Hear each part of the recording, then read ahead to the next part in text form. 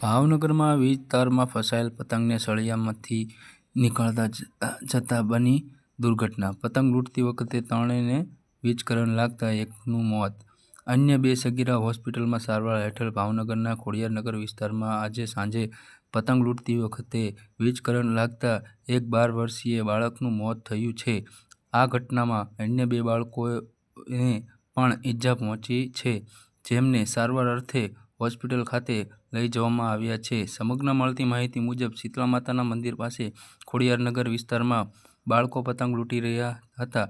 તે સમયે 12 વર્ષીય નિકુંજભાઈ ગોકુળભાઈ મકવાણાને ઇલેક્ટ્રિક શોક લાગતા નિકુંજભાઈ સાથે 13 વર્ષીય સેજલ મકવાણા અને 15 વર્ષીય ખુશી મકવાણાને પણ ઇલેક્ટ્રિક શોક લાગ્યો હતો.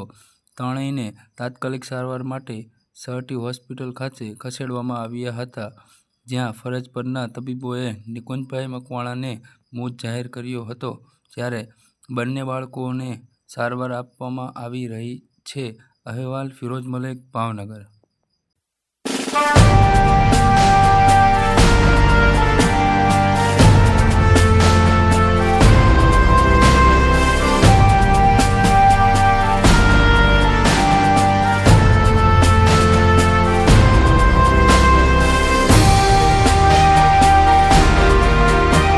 ઓકે, તમારું નામ?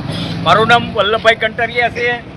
અમારા નજીકમાં રહેતા અને સંબંધી જેમના ગોપાલભાઈના બાળક નિકુંજભાઈ અને વિજયભાઈ તેમના ભાઈની બેબી સેજલબેનને દ્રષ્ટિબેનને આકસ્મિક અગાસીમાં પતંગ લેવા જતાં ઘર પડખેથી 11 લાઈન પસાર થતી હોય તો નિકુંજભાઈને અકસ્માતે શોટ લાગેલ, જેમને કઠોળો પકડેલ હોય તેને કારણે બંને બહેનો તેમને છોડાવવા જતાં તેમને પણ આકસ્મિક 11 લાઈનનો શોટ લાગેલો હોવાથી નિકુંજભાઈનું સ્થળ પર જ દેહાંત થયેલ છે.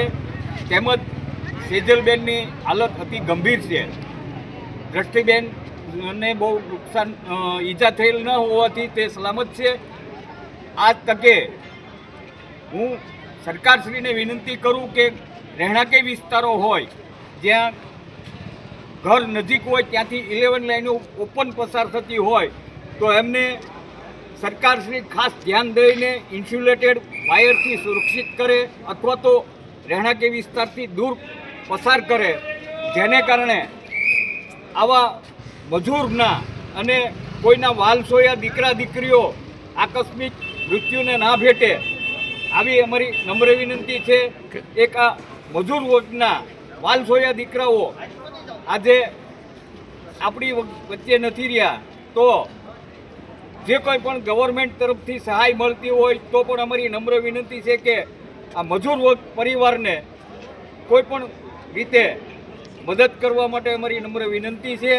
એમને જે કંઈ મળતું હોય અને ખાસ રહેણાંકી વિસ્તારોમાં 11 લાઈન પસાર થતી હોય તો ઘરથી જેમ બને એમ દૂર અને ઇન્સ્યુલેટેડ વાયરથી પસાર થાય એવી સરકાર કંઈક વિચારણા કરી ફેરફાર કરે એવી મારી નમ્ર વિનંતી છે. કઈ જગ્યા બનાવજો? ઘોઘા રોડ, શીતળામાં, મોટા શીતળામાંની પાછળ શિવનગરમાં બનેલ છે. કેટલા જણાને ચોટ લાગી? ખોડિયારનગર પાસે. કેટલા જણાને ચોટ લાગ્યા હતા? 3 જણાને ચોટ લાગેલ, જેમાં નિકુંજભાઈનું દેહાંત થયેલ છે. સેજલબેનની હાલત ગંભીર છે. ઓકે.